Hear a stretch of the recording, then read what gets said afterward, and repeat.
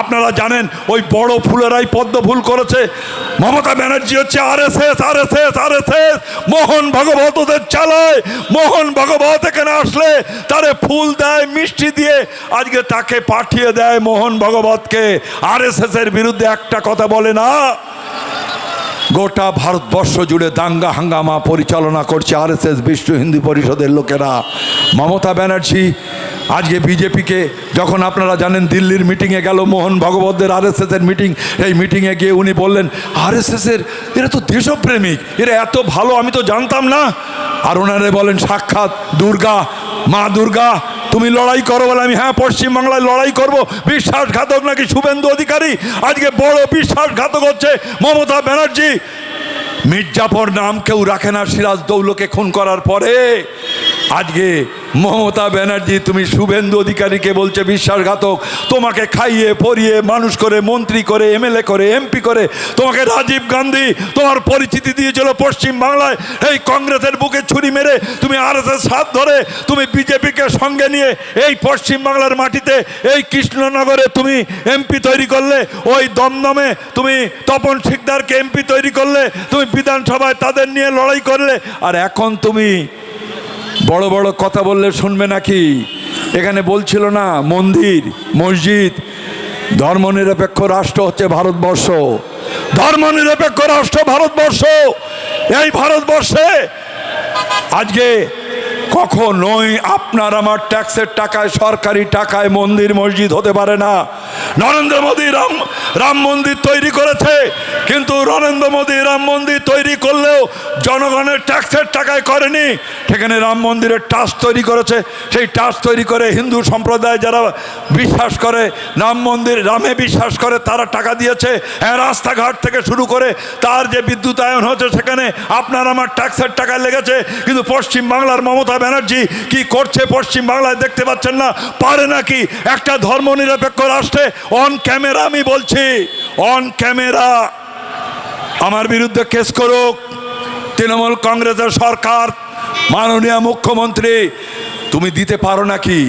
আজকে প্রায় 400 কোটি টাকা দিয়ে তুমি জগন্নাথ মন্দির করলে, আবার সেখানে দড়ি দিয়ে তুমি বিভাজন করে দিলে। এদিকে মুসলমান ওদিকে যেতে পারবে না, ওরা হিন্দু ওখানে যাবে।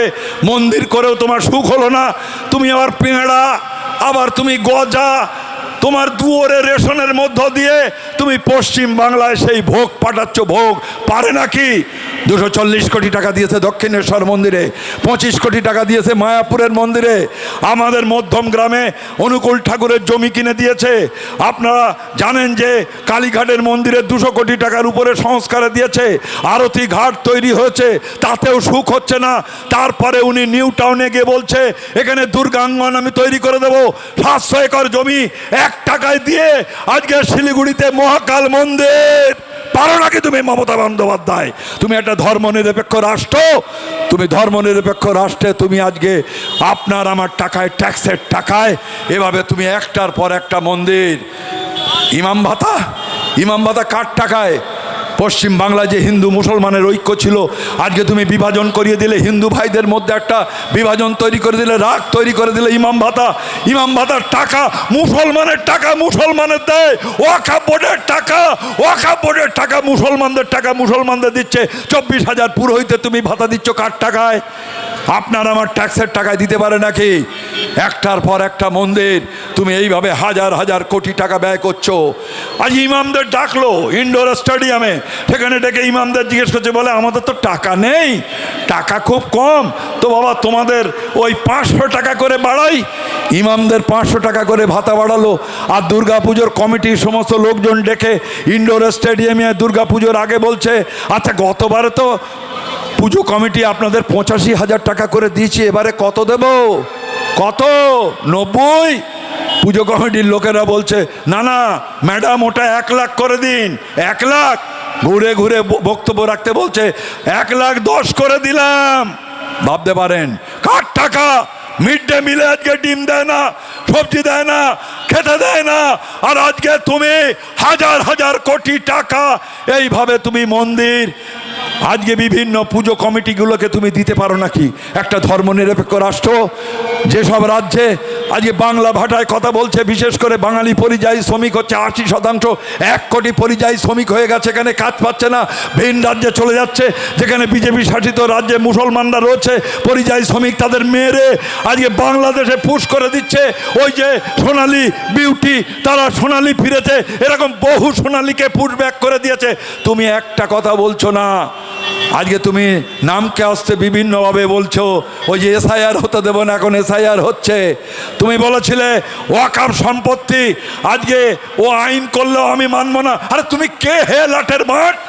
তুমি ওয়াকফ সম্পত্তির আইন কেন্দ্র পাশ করেছে, সংশোধনী আইন, তুমি বলছো পশ্চিমবাংলায় মানবো না। ধোকা ধোকা ধোকা, পশ্চিমবাংলার মানুষকে ধোকা দিয়েছে মমতা বন্দ্যোপাধ্যায়। আজকে ভাবতে হবে আপনাদের, এই যে ওয়াকফ সম্পত্তি, ভারতবর্ষে রেল এবং প্রতিরক্ষার পরে সব থেকে বেশি সম্পত্তি আছে ওয়াকফ সম্পত্তি। আমার পশ্চিমবাংলায় 1 লক্ষ ওয়াকফ সম্পত্তি আছে। ওয়াকফ মানে কি?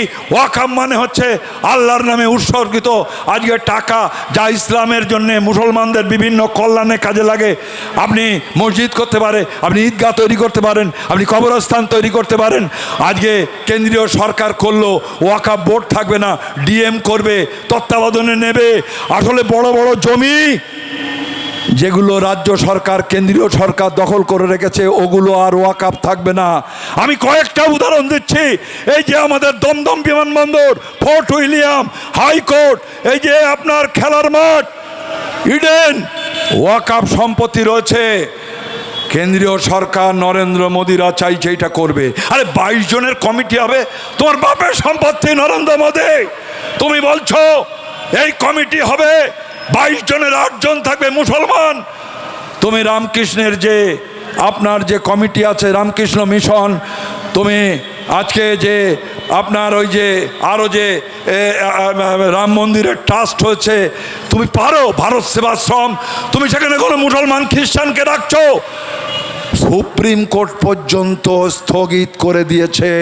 কেস করেছে মোহাম্মদ সেলিম, আরও অনেকে। পরবর্তীকালে উনি আস্তে আস্তে গিয়ে করেছেন, উনি বলছেন এখানে লাগু হতে দেব না। যখন পশ্চিম বাংলার মুসলমানরা তারা আন্দোলন করছে, শুধু কি মুসলমান, গোটা ভারতবর্ষে যখন এই বিল পাস করছে পার্লামেন্টে 233 জন, এই ওয়াকফ সম্পত্তির সংশোধনী আইনের বিরুদ্ধে 5 জন সাংসদ মমতা ব্যানার্জির এমপিরা ছিল না। এই আইন পাস হওয়ার সময় 233 জনের মধ্যে 44 জন নাই মুসলমান, বাকি তো সব হিন্দু। তারা এই সংশোধনী আইনের বিরোধিতা করেছে, হাইকোর্ট পর্যন্ত বিরোধিতা, সুপ্রিম কোর্ট পর্যন্ত বিরোধিতা করছে। আর এখানে আন্দোলন করলে বলছে ট্রেনে করে চলে যাও, দুধেলে গায়ের ভোটটা নেবে। আর বলছে যে পশ্চিম বাংলায় আন্দোলন করা যাবে না। তোমার আন্দোলন যদি করতে হয় ট্রেনে করে দিল্লিতে যাও। তোমার বাবা 14 পুরুষের ওয়াকফ সম্পত্তি নাকি পশ্চিম বাংলা তোমার নাকি? পশ্চিম বাংলার মুসলমানরা, পশ্চিম বাংলা হিন্দু সম্প্রদায়েরা এই আইনের বিরুদ্ধে পশ্চিম বাংলার মাটিতেই লড়াই করবে। তোমার ক্ষমতা থাকলে তুমি রোকো। বললো আমি পাস হতে দেবে না। কি করছে এখন? এখন ওই যে পোর্টালে, আপনার পোর্টালে সেখানে আপলোড করছে সমস্ত সম্পত্তি। 3,500 1 লক্ষ ওয়াকফ সম্পত্তি আছে পশ্চিম বাংলায়। বামফ্রন্টের আমলে এই 1 লক্ষ মধ্যে 80,000 রেকর্ড করে রেখেছে বামফ্রন্ট, বামফ্রন্ট, বামফ্রন্ট। তুমি আজকে পোর্টালে আপলোড করে দিচ্ছ সম্পত্তিগুলো বেহাত করার জন্যে, যেখানে সুপ্রিম কোর্টে স্থগিত দিচ্ছে। দুধেল গায়ের তুমি ভোট নেবে। তাই আপনাদের কাছে বলতে চাই যে আজকে ওয়াকফ সম্পত্তি রক্ষা করার জন্য এই বাংলা বাঁচাও যাত্রা, বাংলার গণতন্ত্র, বাংলার সাম্প্রদায়িক সম্প্রীতি। আজকে রাজ্যে রাজ্যে যেখানে আজকে পরিযায়ী শ্রমিকরা গেছে, বাংলা ভাষায় কথা বলে আক্রমণ। এই যে আসামে কি বলছে আজকে হেমন্ত বিশ্ব শর্মা বলছে বাংলা ভাষায় কথা বললে সে হচ্ছে বাংলাদেশি, তারে পুশ করে দাও। সে হিন্দু হোক আর মুসলমান হোক। বিশ্বকবি রবীন্দ্রনাথের গান আমার সোনার বাংলা, পশ্চিম বাংলা, আসাম, বিভিন্ন যে পশ্চিম রবীন্দ্রনাথ তিনি বিশ্বকবি, যিনি নোবেল প্রাইজ পেয়েছে, তার সোনার বাংলা গান গেছে বলে আসামে তাদের রাষ্ট্রদ্রোহী বলছে। ভাববেন না আপনারা এই কোন বিজেপি? এরা কারা? এরা কারা? সব থেকে আক্রান্ত হচ্ছে পশ্চিমবাংলা এসআইআর নিয়ে। পশ্চিমবাংলা, আসাম আর উত্তরপ্রদেশ ওপার থেকে ছিন্নমূল হয়ে এপারে সমস্ত মানুষ অত্যাচারিত, নিপীড়িত, নানান কারণে আমার এই সব রাজ্যে চলে এসছে। তাদের উপরে এটা বিহার না। আমরা বলছি এসআইআর হোক, ভুতুড়ে ভোটার এটা বাদ যাক। কোনো আপনার বৈধ কোনো নাগরিকের যদি ভোটার লিস্টে ভোট আজকে যদি নাম কেটে যায়, তাদের পাশে আমরা থাকবো থাকবো থাকবো, আমরা তাদের জন্য লড়াই করব। তাই আপনাদের কাছে বলতে চাই যে গোটা ভারতবর্ষে রাজ্যে রাজ্যে কি দেখছেন, যেখানে